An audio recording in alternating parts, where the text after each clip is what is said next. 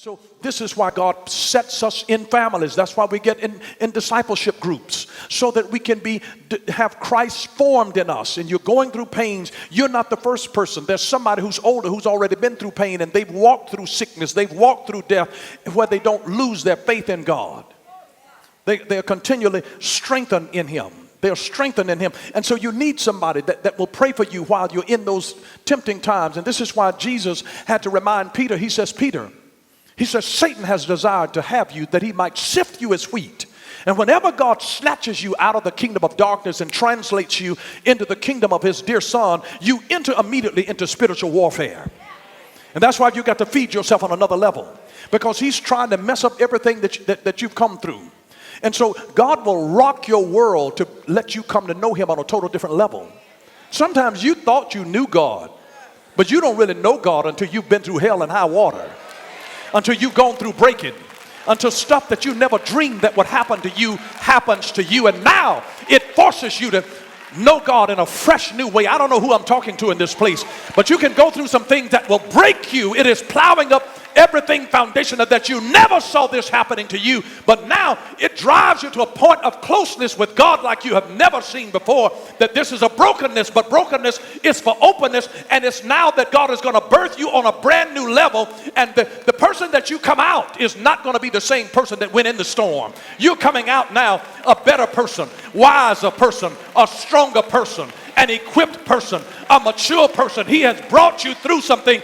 You don't know who you are and what you're capable of being until God uses the adversity in this world to teach you a dependence upon Him.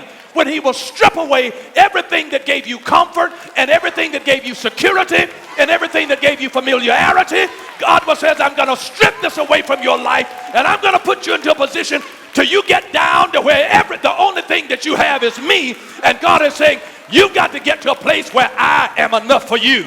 Because I want your identity to rest in me and not in things, not in the power of your education, not in what you know, not in who you know, not in what you have, but in the relationship that you have with Jesus the Christ. I'm just here to tell you, Jesus said, if I be lifted up, I will draw all men unto me. And I pray that God will use the storms of life to blow away from you everything that you didn't have strength to give up.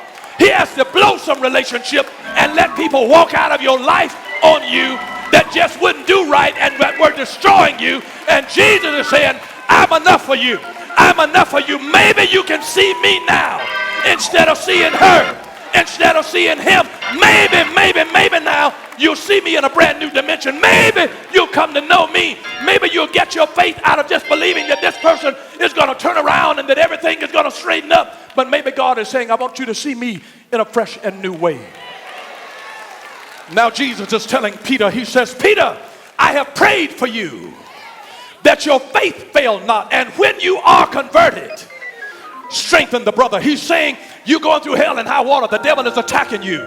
He's desired to sift you as wheat. To sift means to take out the good. To shake means to rid you of the bad. God will shake you, but the devil will sift you. So while God is shaking you, He's ridding you of the bad. But when the devil sifts you, he's trying to pull your good out. He says, Satan has desired to have you that he might sift you as wheat. He wants to take every good thing out of you. He wants to knock your faith out. He says, but I have prayed for you, Peter, that your faith will not fail. He didn't pray that Peter wouldn't fail. He says, Peter, you're going to fail. You're going to make some mistakes. The relationship may fail, but your faith, Peter, will not fail as long as your faith does not fail.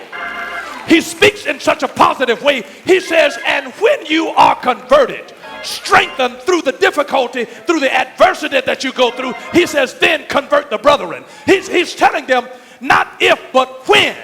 He says, you're going to get through this storm, Peter, because I prayed for you. As long as your faith doesn't fail, the ship that you own may fail.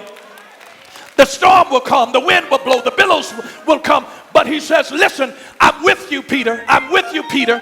And as long as your faith doesn't fail, then you're going to be converted. You're going to come out of this. And when you come out, you're going to be able to strengthen other people that's going in like kinds of attacks, in like kind of warfare. He says, I'm going to use you. You're going to come into a definition of your ministry. You didn't know why you had to go through what you went through. It really wasn't about you. It's about what's coming through you. It's It's about people that God has in close proximity to you that are hurting, and you cannot heal what you cannot feel. And he has to let you feel it so you'll know how to pray, so you'll know how to intercede, so you'll know how to speak with the voice of authority, so you'll know how to be Jesus with flesh on in the name of Jesus, and allow him to make you a blessing everywhere you go. Touch somebody as you take your seat and say, you gotta be born again. You gotta be born. You got to be born again.